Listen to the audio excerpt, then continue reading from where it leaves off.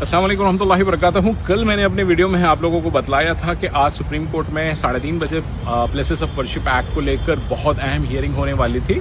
आज वो हियरिंग हुई और मैंने ये भी कहा था कि अगर इसमें सेंट्रल गवर्नमेंट अगर अपना जवाब दाखिल नहीं करेगी तो ये मैटर बढ़ेगा और ऐसी सूरत में जमीयत के वकील इस बात के लिए कोशिश करेंगे कि जो प्रोसीडिंग इंडिया भर में पेंडिंग है उस पर रोक लगाई जाए। और जब इस बात की डिमांड की गई है तो अदर साइड के जो लॉयर्स हैं उन्होंने बहुत हंगामा किया है, लेकिन अल्हम्दुलिल्लाह सुप्रीम कोर्ट ने बहुत बेहतरीन ऑर्डर पास करते हुए 3 चीज़ों की रिलीफ दी है। एक तो ये है कि अब कोई भी नया सूट दरगाह मस्जिद को लेकर रजिस्टर नहीं होगा, कोई भी सर्वे का फ्रेश ऑर्डर नहीं होगा और कोई भी कोर्ट जो है कोई इफेक्टिव या इंटरिम ऑर्डर जो है जब तक प्लेसेस ऑफ वर्शिप एक्ट का कानूनी मामला सुप्रीम कोर्ट फाइनली डिसाइड नहीं करता तब तक ये तीनों चीज़ें नहीं होगी। तो अल्हम्दुलिल्लाह एक बहुत बड़ा रिलीफ है जो सुप्रीम कोर्ट ने अभी दिया है। सुप्रीम कोर्ट पर बहुत जो अदर साइड है उन लोगों ने बहुत कोशिश किया कि ऐसा कोई ऑर्डर नहीं आए, हत्ता कि सुप्रीम कोर्ट को ये कहना पड़ा कि ये हो नहीं सकता कि देश में सुप्रीम कोर्ट में एक लॉ जो है जो फील्ड में है उस लॉ होते हुए सुप्रीम कोर्ट उसको डिसाइड कर रहा है, लेकिन लोअर कोर्ट जो है पैरेलल कोई प्रोसीडिंग चलाए। तो अल्हम्दुलिल्लाह बहुत अच्छी और खुशखबरी वाली न्यूज़ है सुप्रीम कोर्ट से। अस्सलामु अलैकुम रहमतुल्लाहि व बरकातुहू। दोस्तों अजीज साथियों, कैसे हो? उम्मीद है सब खैर और आफियत से होंगे। दोस्तों आपने जैसा कभी ये वीडियो देखी वकील की और ये वकील आपको बता रहे थे, दोस्तों आप वीडियो देखकर समझ गए होंगे आज का वीडियो हमारा किस चीज के ऊपर होने वाला है। दोस्तों अब सुप्रीम कोर्ट का बहुत ही बड़ा फैसला आ गया है। फैसला यह है कि किसी भी मस्जिद पर किसी भी दरगाह पर कब्जा नहीं किया जाएगा और कोई भी मंदिर होने का दावा नहीं किया जाएगा। दोस्तों एक सुप्रीम कोर्ट का वकील है, मैं उनका वीडियो और दिखाऊंगा। उन्होंने सुप्रीम कोर्ट के फैसले के हवाले से आपको चंद बातें बताएंगे। दोस्तों चलिए वीडियो में आपको दिखाता हूँ सुप्रीम कोर्ट के जो वकील है वो क्या कह रहे हैं। इससे पहले अगर आप हमारे चैनल पर नए हैं, चैनल को प्लीज सब्सक्राइब करना, वीडियो को लाइक करना, कमेंट में आप लोगों की क्या राय है वो हमें जरूर बताना। चलिए दोस्तों आज का वीडियो हम शुरू करते हैं। जो सुप्रीम कोर्ट के वकील है वो इस फैसले के हवाले से आपको कुछ बातें बताएंगे और इस वीडियो को ध्यान से देखना और अपने दोस्तों को भी शेयर करना। चलिए दोस्तों आज का वीडियो हम शुरू करते हैं।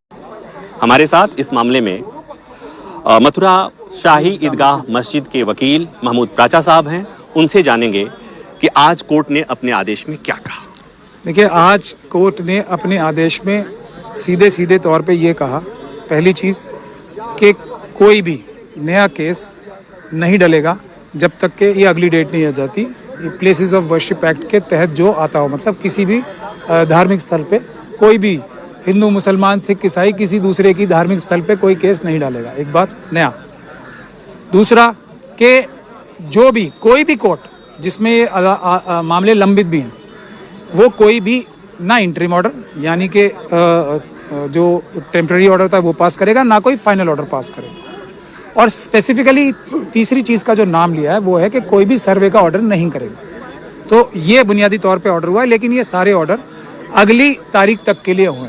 और जो आपने कहा कि केंद्र सरकार तैयार हो गई, थोड़ी अजीब बात है, तैयार हो गई जैसे कोई उनके ऊपर दबाव डाला जा रहा था, लेकिन ये बात सही है सुप्रीम कोर्ट ने उन्हें तैयार किया। वो तैयार नहीं थे, इसीलिए 4 हफ्ते का ही टाइम उन्हें दिया गया है।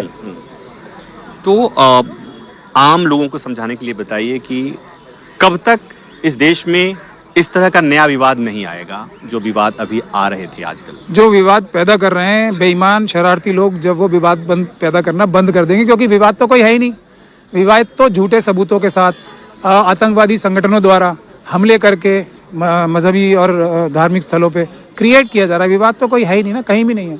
और जब तक वो क्रिएट करते रहेंगे जब तक चलता रहेगा। उसे कोई ना अयोध्या की 5 जज की जजमेंट रोक पाएगी, ना कोई सुप्रीम कोर्ट में एफिडेविट दिया हुआ कि हम एक मस्जिद को नहीं तोड़ेंगे वो काम आएगा। कुछ काम नहीं आएगा जब तक गैर संवैधानिक लोग, आतंकवादी लोग आतंकवाद करना चाहेंगे, जब तक ये कंटिन्यू रहेगा। प्राचा साहब मैं एक वकील से बात कर रहा हूँ। जी मैं वही बता रहा हूँ। और हम केस के बारे में बात कर रहे हैं। जो जिस तरह की आपने दलील ली कि आतंकवादी उग्रपंथी, ठीक उसी तरह की बात आती है। तो मैं एक वकील से बात कर रहा हूँ कि प्लेसेज ऑफ वर्शिप एक्ट का जो आप लोग उनका जो विरोध है वो तो है, आपके लिहाज से ये क्यों जरूरी है?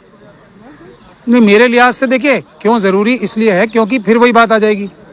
एक ऐसे लोगों ने, हालांकि इसकी जरूरत होनी नहीं चाहिए थी, एक ऐसी एक इकोसिस्टम तैयार हो गया जो कोर्ट में, सुप्रीम कोर्ट में झूठे एफिडेविट फाइल करता है संवैधानिक पदों पे बैठ के। जो यूपी सरकार ने एक झूठा एफिडेविट जो बाबरी मस्जिद है उसके शहीद होने से पहले झूठा एफिडेविट फाइल किया, इसलिए ज़रूरत पड़ती है। इसलिए ज़रूरत पड़ती है कि ये बोला जाता है पब्लिकली कि बहुत बड़ा तूफान आ जाएगा अगर हमारे पक्ष में फैसले नहीं आए, जबकि दूसरा पक्ष जो कि एक दूसरा पक्ष है वो ये कह रहा था आंखें बंद करके कि जो फैसला आएगा मान लिया जाएगा। ये ज़रूरत इसलिए आती है कि बार बार कभी ये कहा जाता है कि अयोध्या तो झांकी है, मथुरा काशी बाकी है, मतलब 2 और हैं। उसके बाद तुरंत ये कहा जाता है कि 30,000 की लिस्ट है, 35,000 की लिस्ट है, 40,000 की लिस्ट, वो बढ़ती जाती है लिस्ट। ठीक, तो अब जब ये हालात हो गए तो देश में तो ये चाइना और पाकिस्तान कितने खुश हो रहे होंगे कि देश में ये चल रहा है, तो उसको देश की खातिर, देश की एकता और अखंडता की खातिर क्या इस तरह का कोई फैसला किया जाना था या नहीं किया जाना था, ये उस तरीके के इमरजेंसी के देश की अखंडता और सुरक्षा को बरकरार रखने के लिए इस तरह का एक एक्स्ट्रा ऑर्डिनरी कानून आया है। और इस तरह के प्रावधान और भी कानूनों में मौजूद हैं, लेकिन ये आया है एक्स्ट्रा ऑर्डिनरी सर्कमस्टांसेस को टैकल करने के लिए, देश बचाने के लिए एक्स्ट्रा ऑर्डिनरी कानून आते हैं। मैं आपको 10 कानून बता दूंगा जो संवैधानिक रूप से अच्छे नहीं लगेंगे आपको, जैसे आतंकवाद के केसेस में जमानत नहीं मिलेगी, पीएमएलए के केस में जमानत ही नहीं मिलेगी, इस प्रकार के प्रावधान रखे गए, लेकिन वो एक वजह होती है, उसके लिए पार्लियामेंट अपना दिमाग लगाती है और वो फैसला करती है। तो ये देश बचाने के लिए कानून लाया गया है और उसकी ज़रूरत इसलिए पड़ी कि एक पूरा संस्था और एक इकोसिस्टम ऐसा तैयार हो गया जो संविधान को पूरी तरीके से आग लगाना चाहता है। फिजिकली भी लगाया और इफेक्चुअली कॉन्सेप्चुअली भी लगाया। एक वकील वाला सवाल कि जब कोई कानून किसी वर्ग को, किसी समुदाय को, किसी लोग को लगता है कि ये कानून अच्छा नहीं है, तो उस कानून में बदलाव के लिए तो अदालत ही जाया जाता है, तो वो जो गया वो आतंकवादी तो नहीं हो सकता। नहीं, अदालत में जाने का कृत्य आतंकवादी कृत्य नहीं है, लेकिन क्या एक आतंकवादी अदालत नहीं जाता है? यहाँ तो सैकड़ों हजारों केस पड़े हैं, पूरे देश की सब अदालत में आतंकवादियों केस पड़े हैं। साध्वी प्रज्ञान सिंह ठाकुर का केस पड़ा है, देशद्रोह का केस पड़ा है, एक आरएसएस के डीआरडीओ में जो मेंबर थे पकड़े गए। आप जब कोर्ट में दलीलें रखते हैं तो उस तरह से नहीं रखते, उसी तरह से रखता हूं। अभी जैसे आप मुझसे बात करें वैसे तो आपने मुझे बहस करते हुए कभी देखा नहीं। आप आ जाइए कोर्ट में, मैं तथ्य बोलता हूँ, कोर्ट के अंदर भी और बाहर भी, मैं कोई फर्क बात नहीं बोलता, इसीलिए मैं ये नहीं बोल रहा हूँ। मैं यहाँ नहीं रहता हूँ सर, वहीं सुनता रहता हूँ। अच्छा, मैं हमेशा ऐसे ही